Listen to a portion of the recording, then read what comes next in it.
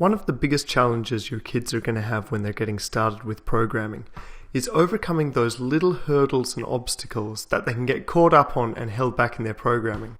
So here they can reach out to their peers, their parents, their teachers, and other more advanced programmers to help them, but there are going to be situations where they need to reach out to a broader community, and that's where forums and discussion threads come in handy.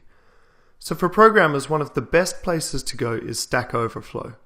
Stack Overflow is a very strong community where programmers help each other out by posting questions and answers to those questions and sharing information freely. So to look at an example here, one programmer has had trouble with a do while loop in Python, and they've posted their question to Stack Overflow.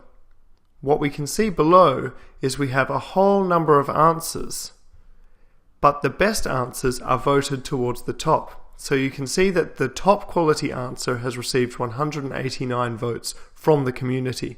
It's very well laid out, it's very well structured, and the community encourages people to contribute good quality answers, and that's what makes this such an invaluable community online for programmers. So this can be a really useful resource for your kids when they're stuck or if they're looking for certain answers to certain problems.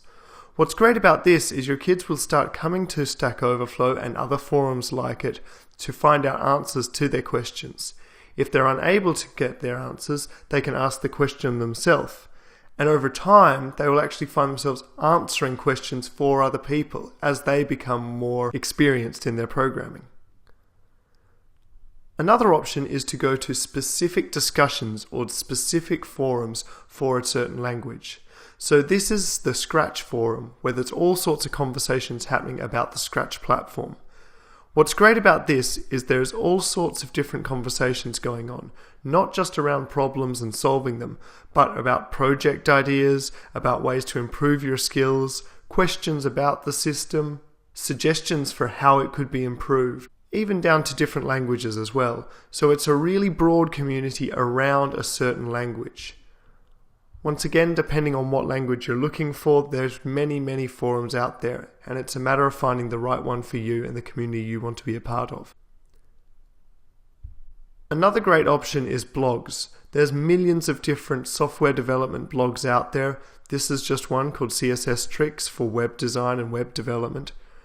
But what's great about blogs is that as your kids become regular readers, they're going to get new ideas as well as learn new skills. And perhaps even after time, they may create their own blogs.